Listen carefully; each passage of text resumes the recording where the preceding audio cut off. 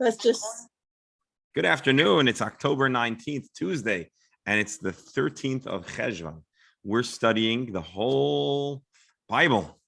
We started with the 5 books of Moses. We did that about 7-8 times, and now we're on a journey through the Bible. We've studied the book of Joshua, and now we're in the book of the Judges. And last week we read the wondrous story, the last 2 weeks, the story of Gideon. Gideon was a simple man, a simple background, who was chosen by God for a mission to restore some sanity and to restore the order to the land of Israel, to free the people of their oppressive Midianite neighbors. It was a wonderful story about a wonderful man with a humble background, and he doesn't lose his humility. Last week we discussed multiple careers, if you will, multiple directions that his leadership took: a warrior, a politician, a diplomat, a scout. And when push came to shove, he's offered to be a permanent monarch, and he says no thank you. Really? And you got to admire someone who turns down the opportunity to rule with all of the influence and power that it comes with. You've got to be truly a good person to only want to do that which is good for the people. And you got to admire that. Unfortunately, not everybody in his family was so good, so pure, and so righteous. And that's going to be today's discussion. Today's discussion is a very tragic story about an evil person who does terrible things.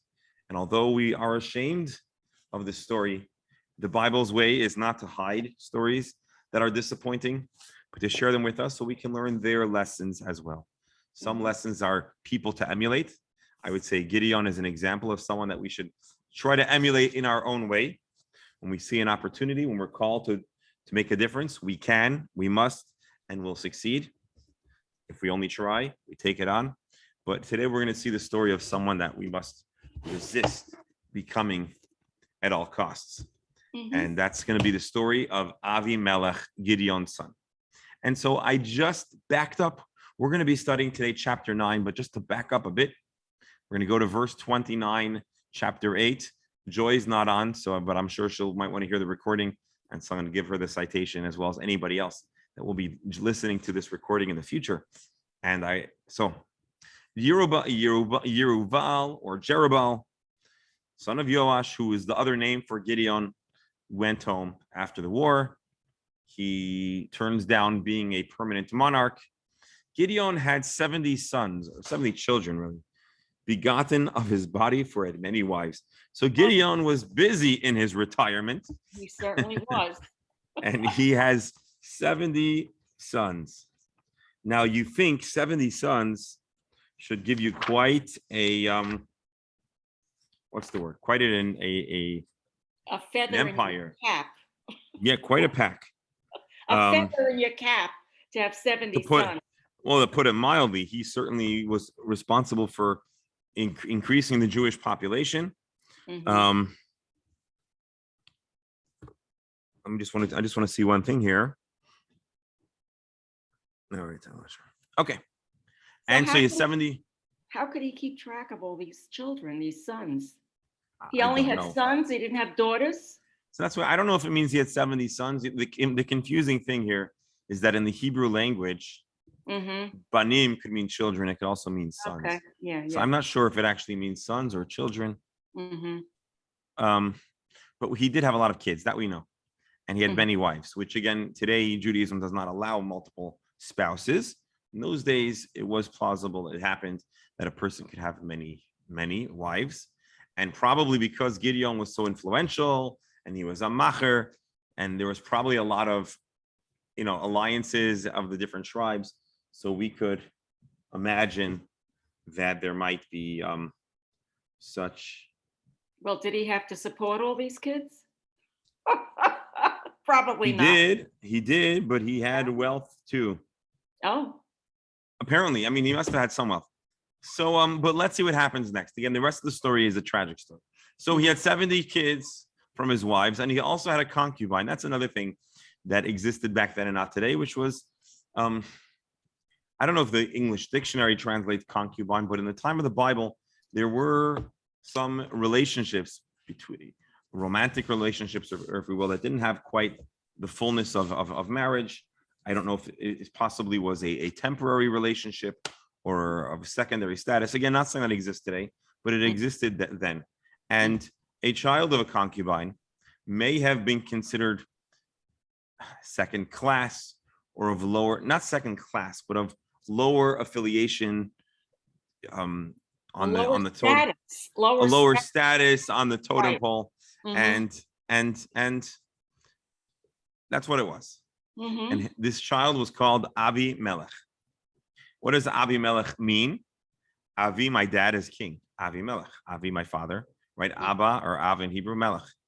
And so he was certainly the son of a king, and he had big aspirations. But first, we need to see what happens. Gideon, son of Joash, died of good old age. I don't know what that means. I'm not sure exactly what the average age was in those days. But he lived a full life relative to the standards of the day, and he died and he was of good old age. He was buried in the tomb in his family plot by Joash, his father, in Ofra of Aviezer. And so he's buried with his ancestors. And again, today, we might have a family plot. On those days, they had they had a similar thing, but like on the estate, they would have a family cemetery. If you study archaeology, that maybe the practices were a little different than today. But long story short, a person would be buried with their family. And it came to pass, as soon as Gideon was dead, the children of Israel turned again and went astray after the Baalim and made Baal Berit their god. So the Jewish people, as long as Gideon was alive, they remembered him. They remembered the miracles that God provided for the Jewish people. He dies, and they no longer recall. And their behavior, their behavior is indicative of forgetting all the goodness. And this is tragic. You would think people would learn their lesson. Right. But tragically, that doesn't happen. And of course, as we know, there is great connection. There is an association between the behavior of the Jewish people and the circumstances that befall them. And so they turn astray. The interesting thing, I saw some of the commentaries saying that they didn't reject God. They just incorporated other forms of worship in addition to the worship of the Jewish God. And that's not good either.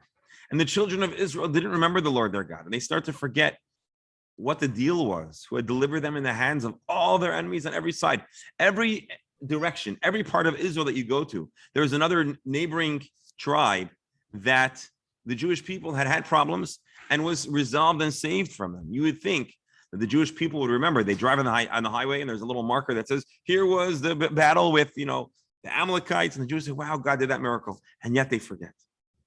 Neither, and here's a true tragedy, neither did they show kindness to the house of Jerubbaal, who is Gideon, according to all the goodness which he had shown Israel. So Gideon was a magnanimous, gracious leader, a man of sacrifice, and the people did not remember his goodness. How do we know they didn't forget his goodness? Well, because the next chapter could not have happened if they would be full of gratitude for what Gideon had done for them. And Gideon really saved the Jewish people. Let's see the story. Here we go. Chapter 9. So what we read until now, we read last week. I just wanted to give the background. Okay, so Avimelech, who might have had a chip on his shoulder, which many times, again, we're not going to be victim shaming, but he had a chip on his shoulder and he had something to prove, and he does it in terrible ways. Avimelech, son of Jerubbaal, son of Gideon, went to Shechem to his mother's brother. So again, remember, there was different tribes, and it seems like Avimelech went home. He left his father's family, and he went to his mother's home. He spoke to them and to all the family of the house of his mother's family, saying, and he tries to get their alliance. Speak, I pray to you, in the ears of all the men of Shechem. Let all the people in this region ask them the following. which is better for you, that all the sons of Yerubal, 70 persons reign over you, or one should reign over you? Who do you want? 70 bosses or one boss? And then he says, remember also that I'm your bone and flesh. I care about you, people of Shechem. My other half brothers, the brothers from another mother, literally, well, they don't care about you so much, and you don't want them in charge. Now, as you But know, his mother was the concubine, correct? his mother was the concubine, and Okay. she apparently didn't find permanent homestead in the region of Gideon. So she goes Mhm. back to Shechem, which is another part of Israel. Oh, she goes And back to, okay, he goes back with her son. I'm guessing. And okay. now he's trying to inflame some big problems. Now, although it seems like Gideon wasn't looking for rulership, somehow they were machers. They were big people. And the 70 sons now were all, each one, or the 70 children, were all vying for authority, for power, for influence. And so this Avimelech goes to his kinsmen that are not his relatives, his paternal relatives. And he says, you guys want me. Now, what do you do if there's 70 people that you don't like? Well, you have to deal with it. Unfortunately, this Avimelech was a wicked man, and he does terrible things. And his mother's brethren spoke of him in the ears of all the men of Shechem. So imagine his cousins convinced all the people of that region, and they started promoting and marketing this Avimelech. We want Avimelech as our leader. Mhm. And their hearts inclined to follow Avimelech, for they said, he's our brother. If there has to be someone from Gideon's descendants that's going to rule over us, let it be a person that's of our kin. Mhm. They gave him 70 pieces of silver out of the house of Baal Berit, with which Avimelech hired vain and reckless people to hire him. So he hires mercenaries. He hires people to be part of his staff. And he went to his family's house. He hires assassins, terrible, bad people to do terrible, bad things. So he People goes that are, back, wait, he goes back to, so he goes to his mother's home, he yeah, gains popularity, he right, raises money, and he right, buys himself a campaign team. right. And then he But goes instead back of to his father's campaigning, house? instead of hiring campaign staff and Oh, campaigning across Israel, he hires assassins. right. And he goes back to his And he father's goes house. to his father's house, which was in Ophrah, and slew his brothers, his siblings, sons of Jerubbaal, 70 persons on one stone. So he comes back to the estate of his father and murders all of his siblings. What a Ay. terrible person. What a terrible act. You can't rehabilitate your reputation. You can't come back and be a good person if the whole foundation of your authority is murder. And not just any murder, which is always a problem, but so many people and your family. Are you crazy? But you What a have to terror. ask this question, Rabbi. Yes. No, I always have the questions. And that's good. Don't But why stop. would God allow this? If God was so enamored with Gideon, why would this happen? I mean, and weren't they strong, these people? Didn't they have any of Gideon's talents or They probably had Gideon's talent, but what we discover strength? a number of Yeah. times in Jewish history and in world history, that the people that are most vulnerable to attack are the people who are entirely unsuspecting. And so it seems like they had Mhm. no reason to assume that their brother is the one who's going to cause all these problems. Oh, okay. And so that's the terrible fact of the story, is that they probably did not have to they weren't on the defensive. It's just their Mhm, little baby brother who's a nobody, but they didn't think he was scary. And little mhm. do they know he's coming back with assassins. I mean, you could imagine some kind of movie franchise made out of Jerub about this Avimelech and his, assassins. But it's a Mhm. terrible story. And Yes. so they slay everyone, 70 people. Mhm. Only one sibling escapes. Yotam, the baby brother, the youngest son, was left because he hid himself. So imagine there were once It's smart. 70 plus. Mhm. There were once 70 plus, and now that all that's left is the baby One. and an outcast and a murderer.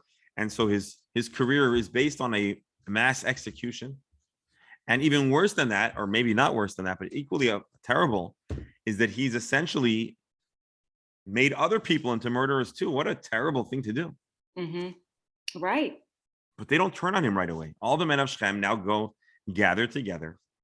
All the house of Milo, they went and they made Avimelech king at an Elon, at an oak tree, at a pillar in Oh. Shechem. Yeah.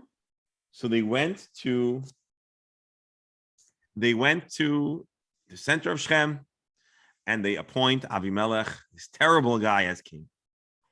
And when they told it to Yotam, they told the baby brother, you know, your brother, not only he murdered your whole family, but he also is trying to make himself king.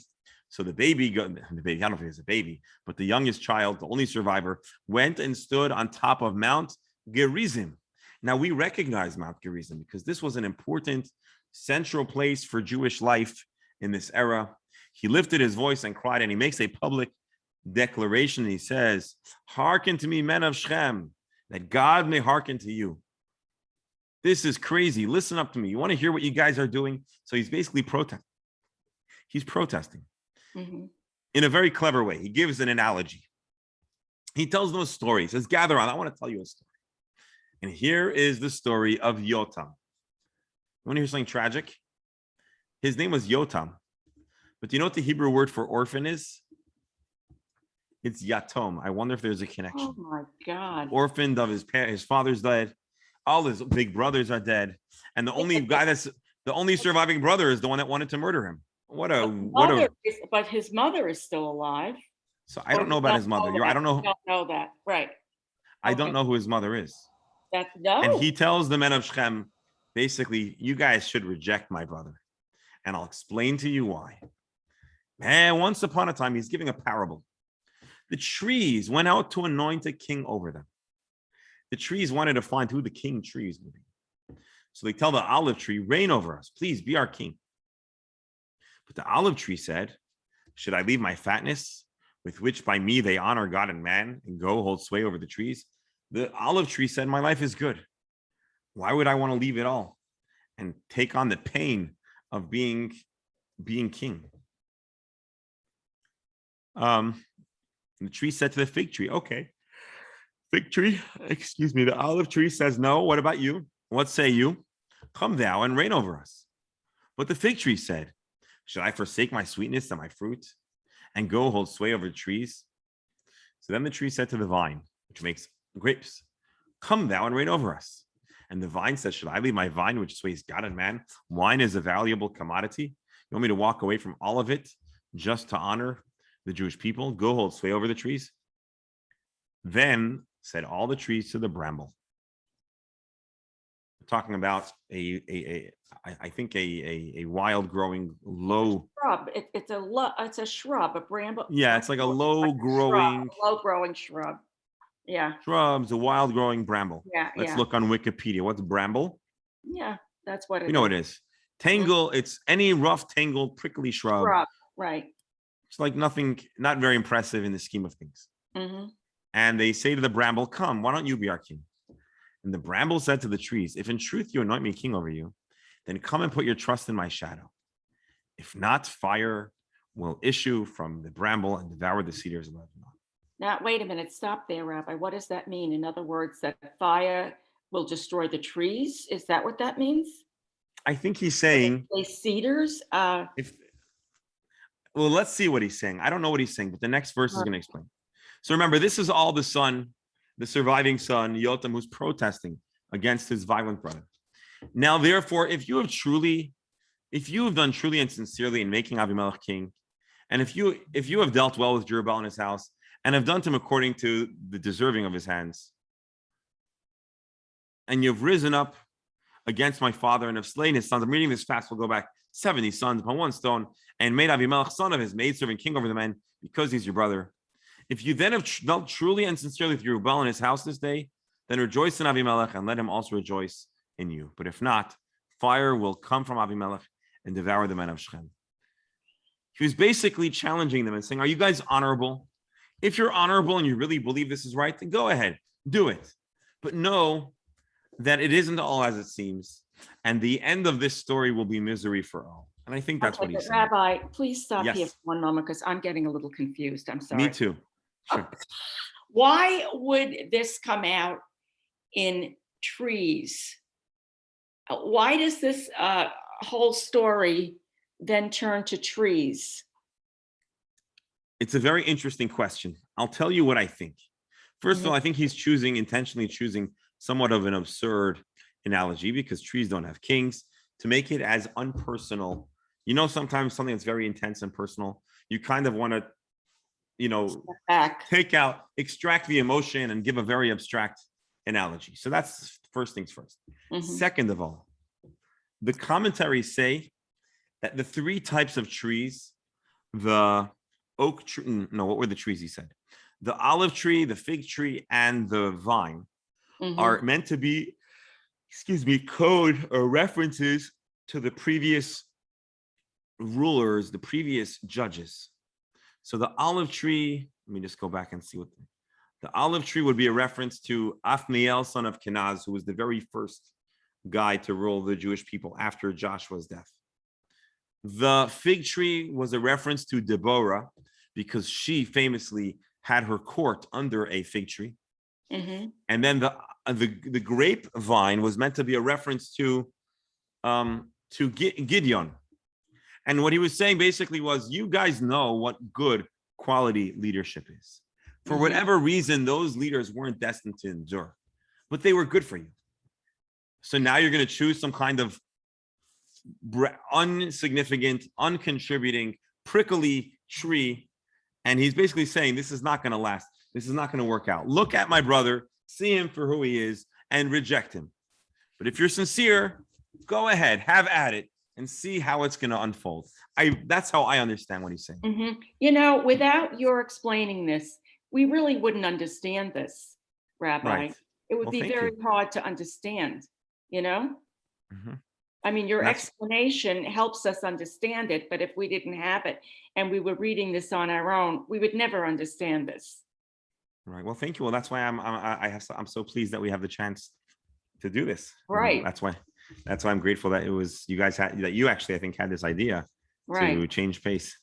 And so he gives them this challenge. He tells them, he gives them his mind. He tells them, you guys are crazy. Are you sincere? This guy's a nut. He's dangerous. You think it's going to be good for you? And then he uses this speech to remind them, how could this be the right thing? Didn't my father Gideon fight for you, put his life on the line for you, and you've killed his whole family? Is that the right thing? But go ahead, have your day, but it ain't going to end pretty.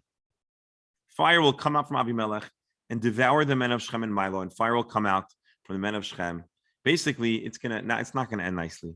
And after he gave this ultimatum, and after he threw down this challenge against his half brother, Yotam ran away. He fled, and you can't blame him for fleeing. This is the brother who killed everybody else. He doesn't want to be killed as well. And so he went down to a place, to Be'er, and dwelt there out of fear for Abimelech. And so for 3 years, Abimelech manages to reign, to control the people of Israel. Was he a good person? No. As a matter of fact, the Hebrew word that's used here for reign is not the typical word that's used in the book of Judges. The word is vayashar. He was like a minister, which means basically he imposed himself on the Jewish people. It's like a dictator. In a dictatorial manner. Right. With force and haughtiness. And so God messes things up. God is going to stir the pot. He doesn't. So then you ask the question, why did God let him actually get away with murder? I don't know. I don't know the answer. It's a big question. Sometimes God has his story, but it's not that God did not intervene for whatever reason. But God is going to ultimately make this Avimelech pay. And it's so sad because Avimelech's father was a wonderful person. And it's a tragic reminder or portrayal how, you could sometimes have a wonderful parent and terrible children. And conversely, sometimes you have a pretty not great parent and the kids could come out wonderful. And hopefully, usually there's, some Right. kind of continuity, but it's just a reminder. But when we're done with the story, I would say that maybe one of our homeworks, if you will, one of the things we could do is go back and think if there's anything in the story that maybe we're being critical of Gideon because maybe he could have avoided this episode. I'm not Well, saying that we he can or could have can't. avoided- Wait, Rabbi, he could have avoided the whole episode if he didn't have the concubine. Well, that's true too. But he couldn't have known. He couldn't have known, or maybe he should have known. No, but That's true. That's true. it's That's almost true. like a way Also, of maybe this was God's way of punishing him. I mean, Right. in an indirect way, that he had the concubine. He probably, unless concubines were just, people had them then. well, people So- did have them, but still, it's it's obviously not a great, not a great thing. Well, he But created also evil out of the concubine. He created evil. right. And the other thing just to consider is that maybe he made a mistake by turning down the offer to rule, because had he been the ruler, he would have had the ability to install a successor. Yes. And by that's true. stepping out and leaving a vacuum, that Mhm. may have allowed the chaos that ultimately leads to the murder of his own sons That's true. and his other son emerging a despot and a terrible person. So this And this tells us a very important message. If somebody Yeah. asks you to be a leader, you don't turn it down. You embrace it. or you definitely don't turn Don't it down turn it without down. really, and you definitely don't turn it down without considering that sometimes you may think that you're not worthy to lead, Yeah. but is there someone better than you to take your place?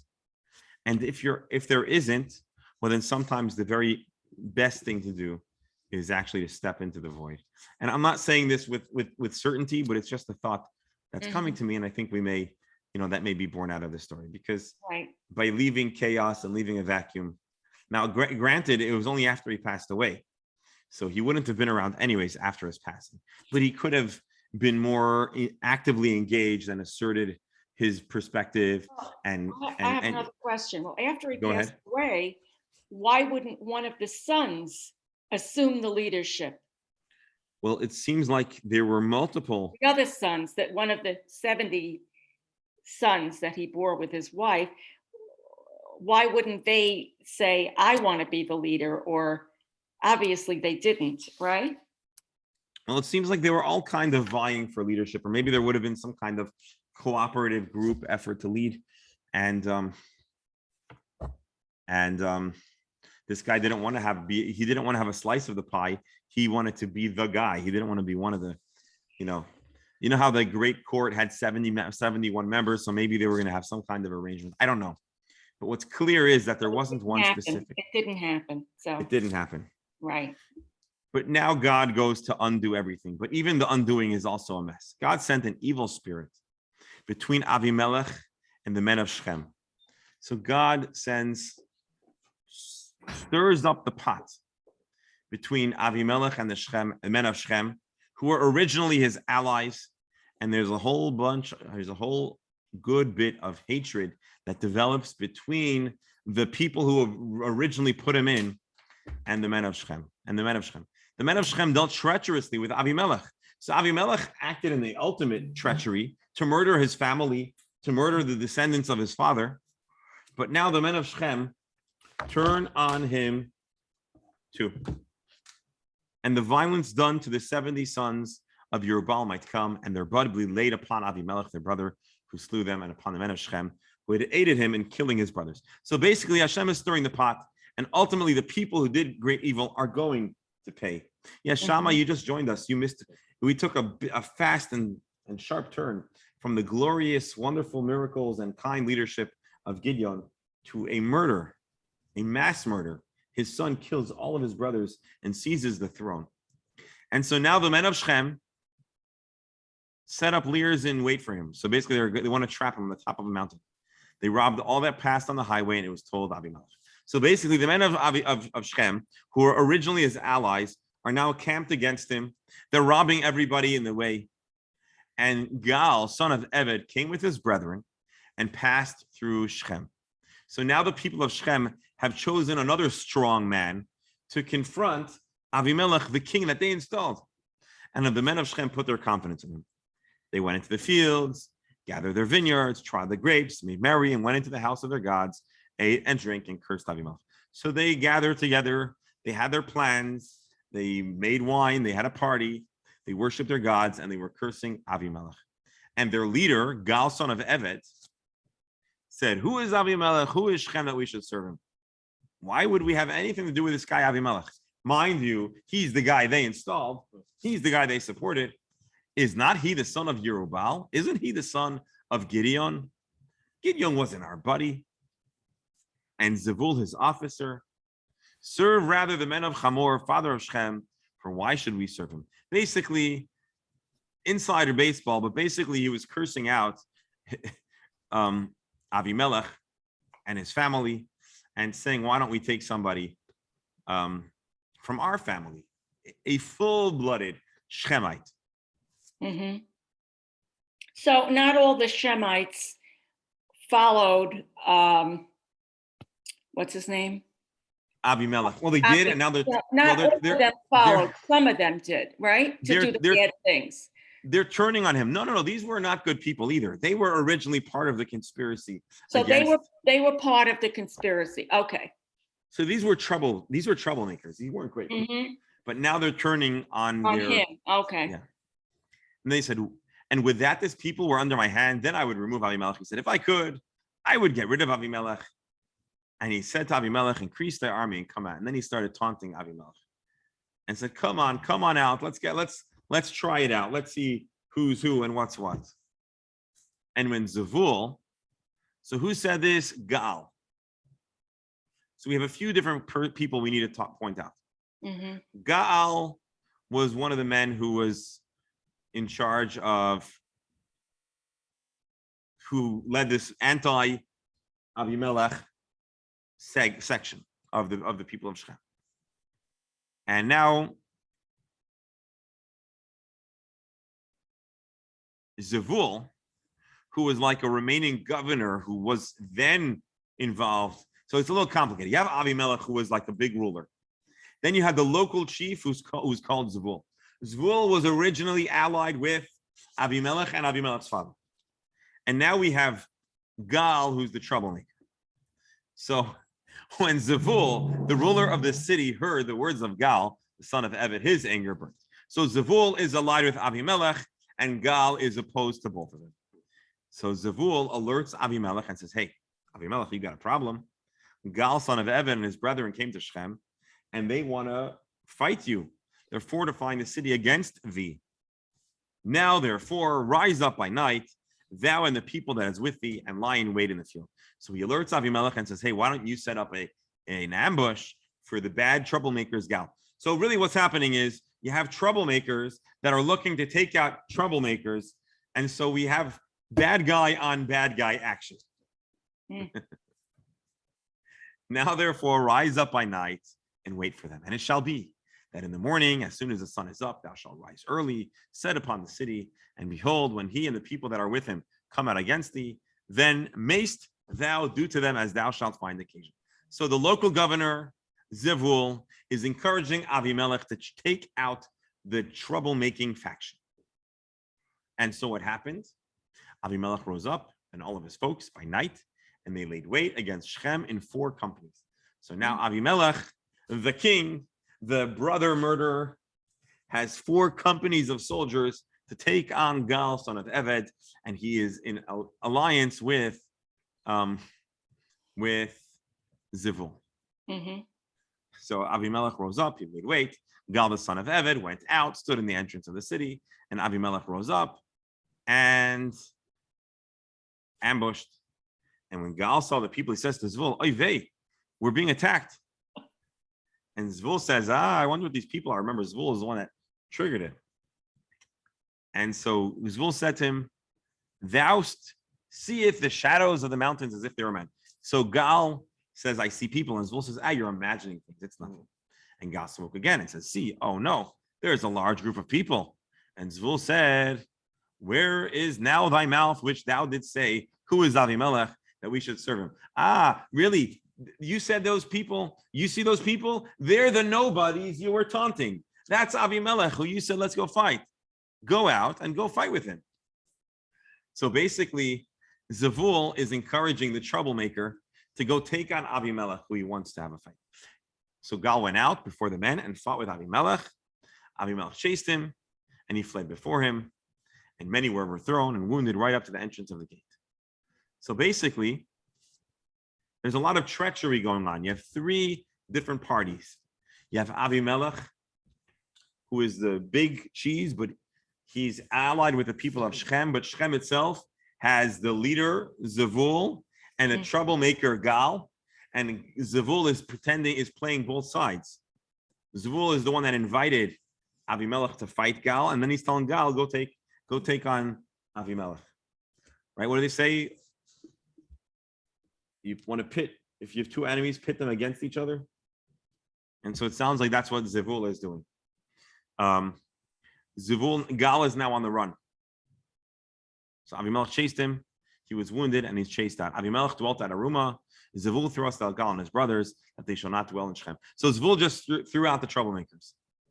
And it came to pass in the morning, the people went in the field and they told Avimelech, and he took the people, divided them in three companies, laid wait in the field, and looked, and behold, the people were coming out of the city. He rose up against them and smote them.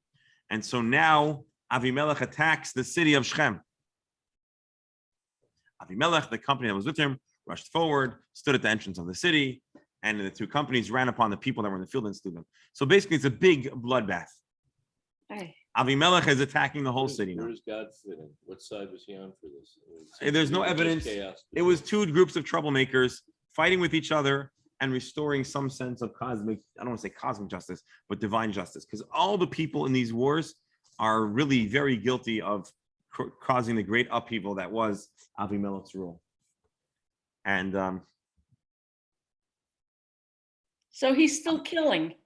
so he's still killing. He's a bloodthirsty person. He's not going to stop until he's gone. That's what's obvious. Avimelech and the company that was with him rushed forward. They slew the people. Avimelech fought against the city all the day. He took the city, slew the people that were in it, pulled down the city, and sowed it with salt. Okay, but Rabbi, I have to ask a question. Yes, So go ahead. now it's not that he's just killing the bad guys, he's killing other people too. Good people Yes. in the city, like children, women, non-warrior like people, because they weren't all bad in that. Correct. city. Well, this Right? is not bad or good. These are two groups of bad people fighting each other, and there are innocent victims. Absolutely, they're innocent. victims, right. They're absolutely Okay. innocent victims. Mhm. And That's what I wanted to know. Yeah. Abimelech takes down the city and he sows it with salt. What Have does you ever that seen that mean? phrase before? No. I think they were trying to make the earth never usable for planting, for agriculture. Oh my And so gosh, they really? were That- really That's terrible really guy. bad. terrible story. And when all the people of the tower of Shechem heard this, they entered a stronghold of Bet El Berit. And it was told Avimelech that the men of Shechem were gathered there. So basically, you have Avimelech destroying cities, and you have the people of Shechem now who want to get vengeance. And so they're all encamped in another fortress called Bet El Berit. Avimelech is told that some of the warriors of Shechem are gathered there. And so now Avimelech is on the warpath. Did he outnumber them? I don't know. It's hard to say. Because if he He had a he's got strong, it's clear. God's help. So No, it's clear that he had a strong force, and you're going to see it's two directional. He's right now fighting against his allies who helped him originally overthrow. So this is just a bunch of bad people beating each other up. Avimelech went up the mountain called Salmon, or in English, Zalmon. He and all the people that were with him. Avimelech took an axe in his hand, cut down trees, laid it on his shoulders, and had everybody join him. And so you have a bunch of men. His men are now with trees, big logs. What do you think they're going to do with those logs? And all the people likewise cut down every tree. They follow Avimelech. They put them onto the fortress and set all the wood on fire, killing the men of the Tower of Shechem. About 1,000 men Oy. and women perish. So this is a really terrible guy, and he keeps on getting worse. Then Avimelech went to another place called Teves, and he encamped against Teves, which was another village or town. Yeah, but what is he gaining? Because if the people are all gone, he would not have leadership over anybody. He So who's doesn't sound gonna have- like a rational. He doesn't sound like he's a rational person. right? He Who's he sounds gonna like have a. leadership over if they're all dead? Doesn't have military. Well, he's strategy. taking on one region basically. There's one region. Well, here's what I imagine. Well, And he again, I'm must just. have a tribe of men. He with has a him. tribe of men, So those and are these the are. only men that are going to be alive because he's killing everybody else. So he seems to be ruling a good bit of Israel, and he is right now taking on, actually his cousins. These are remember the people of Shem are the people that his cousins, his mother's family recruited, and now they started grumbling against him, and says, "You guys are turning on me." He's taking a scorched earth approach against these people. Terrible story. Then Avimelech camps against Tevetz and takes it. But in the city of Tevetz, there was a strong tower, and so all the men and women fled there and shut themselves in and went up to the tower. By the way, you read of medieval times, right, about war and fortresses, and unfortunately, this is very familiar. Avimelech came to the tower, fought against it, and approached right up to the door of the tower to burn it. But here's where justice is restored. Are you ready for this? Mhm. Avimelech, big bad guy, murderer of thousands, sick, depraved, power hungry, and not very strategically wise person. So he now wants to take down the tower of Tevetz. Mhm. A woman cast an upper millstone on Avimelech's head and crushed his skull. Yay! And so one of the defenders of this fortress took a stone from a mill, right? They used to grind wheat, big heavy stone. She dropped it on King Avimelech's head and crushed his skull. Love it. And Love he's, it. but you want to see what a sick and bad person he was? The story's not over. You're going to like this even more, I think. He's dying. He's taking his last breath. And what is he worried about? Take a look. He then called hastily to the lad, his armor bearer, right? Then people had like an assistant. Right. He says, draw your sword and slay me before I die from the stone, so that men should not say of me, a woman slew him. Ah, His lad pierced him and he died. And so he was ashamed. Take a look at this. He was afraid that people are going to know that he was killed by a woman. oh What is my the God. what does the Bible do? Verse 54, chapter 9. For all eternity, every time we come to the story of the book of Judges, to the story of Avimelech, we repeat the fact that who took him out? A woman. The woman who dropped a millstone on his head. So this And is so the this is shame that he was hoping to avoid is perpetually attached to his story. and this is So- a message to all women, all men. All men. Justice. Watch Women, your- watch it, right? Watch Don't those mess with the stones- women. those Don't mess- stones from women. Keep going. Oh my God. So this is a very sad story, but he's also like he was a real person, but he's a caricature of a kind of person. And Well, is- the ending is rewarding though. we get The to see how there's some The kind woman of some slew him is very rewarding. there's a sense of justice here, and he Yeah. doesn't just die, but he dies in a way that in his Right. final moments, all he can feel is not just his impending death, but his shame as well. Good, yeah. And when the men of Israel saw that Abimelech was dead, they departed every man to his place. And so everyone said, oh, party's over. Everyone went back home. And thus God made reparations for the wickedness of Abimelech. So now God gets him back for the terrible things he did to his father, slaying his brothers, and all the evil men of Shechem. God did record on their heads, and upon them came the curse of Yotam, son of Jerubbaal. Mm-hmm. Good story. What was the curse? It's a good question. I think it means the way that they all died at the. But you're asking a good question. I have to get back to you. See, I don't. Oh, here I'll tell you what it is. You asked a good question. I'm going to ask you a riddle, not a riddle, but can anyone help me figure out what the curse of Yotam was?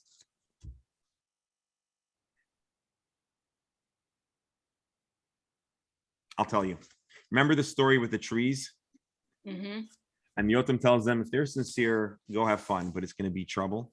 Mm-hmm. It's going to be game. It's going to be lights out, game over for you guys. Mm-hmm. Well, you know what happened? The people of Shechem were obliterated. And so his curse came true, at the Yeah. hands of his brother, who they were allying with initially against Yotam. But in the end of the whole story, they turn against each other, Mhm. and all the bad guys basically perish at each other's hands. True. And so there's a real sense of, I mean, it's a sad story and it's a terrible story, but you see in the end how it all kind of balances out. Mhm. And Yeah. and I think this is a common motif that I think you'll see maybe in movies, or where you end up having the bad guys, after the whole plot is over, the bad guys end up turning on each other, because bad people, not to generalize, but one of the terrible traits that comes with evil is selfishness. And a selfish person cannot see past themselves. They're not going to align with anybody. So they're only aligning with someone True. for the moment that it's good for them, but ultimately they're not really allies, because they don't want to share goodness. And so the moment things don't work out, they turn on each other. And so that's how you can have the two bad guys turning on each other. And that is the perfect ending to a painful story. The Mhm. story of Avimelech, son of Gideon, his wars, the rise and fall of Mhm. Avimelech. He gets his just treatment. Mhm. And that's the story. Mm. So, my dear friends, thank you for joining us today on a nice Tuesday afternoon, Yeah. Thank as you. we've covered another chapter in the book of Judges, chapter 9, the story of what happens after Avimelech. So again, we have this recording. I'm going to stop the recording in a moment, but for those that weren't able to join us in person, they'll be able to listen to this class and have one more chapter in this story. In the book of Judges, the story of Avimelech, Yotam, sons of Gideon, the people of Shechem. And that's the story. Good. Now let's end